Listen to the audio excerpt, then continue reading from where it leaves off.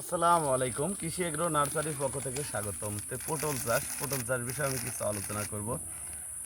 টবে পটলের চারা কিভাবে তৈরি করবেন সে বিষয়ে কিছু আলোচনা করব।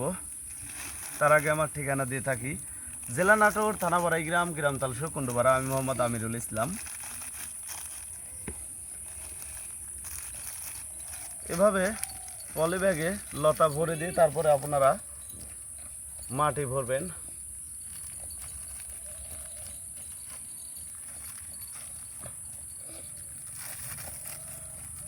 লতাটা আমরা রিং করে নিয়েছি, সোজা লতা আমরা রিং করে নিয়েছি। রিং করে নেওয়ার পরে এই যে 4 ইঞ্চি যে আমাদের যে পলিটা, এই পলির ভিতরে এভাবে আমরা লতাটা দিয়ে দিই।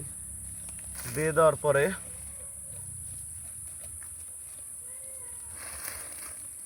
এই যে মাটি দিচ্ছি, দেখতে পাচ্ছেন।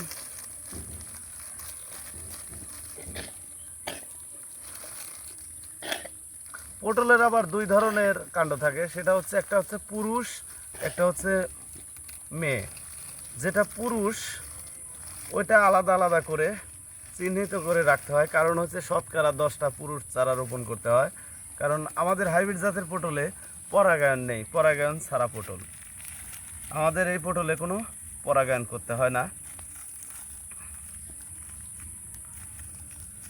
আর এটা রোপণ করতে হবে উঁচু জমিতে। যে জমিতে যারা নতুন তাদেরকে বলছি, যে জমিতে বন্যার পানি বা বৃষ্টির পানি জমে থাকে না, ওই জমিতে আপনারা পটল চাষ করবেন। নিচু জমিতে কখনো আপনারা পটল চাষাবাদ করবেন না, কারণ নিচু জমিতে পটল চাষ করলে লসের সংখ্যাটা থাকবে। সে কারণে আপনারা উঁচু জমিতে পটল চাষাবাদ করবেন।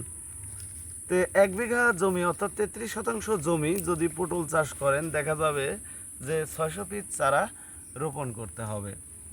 আর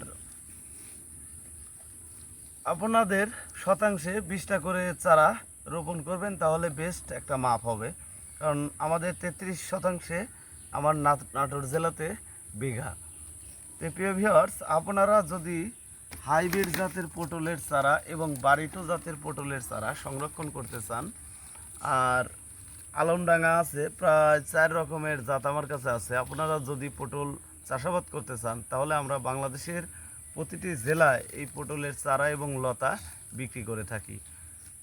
তো প্রিয় ভিউয়ার্স, আপনারা যদি চারা অথবা লতা সংরক্ষণ করতে চান, স্ক্রিনে দেওয়া নম্বরে অবশ্যই যোগাযোগ করবেন। আর আপনাদের কাছে অনুরোধ, আমি সাধারণ কৃষক, আমার এই ভিডিওটি আপনারা অবশ্যই শেয়ার করে দেবেন। আসসালামু আলাইকুম।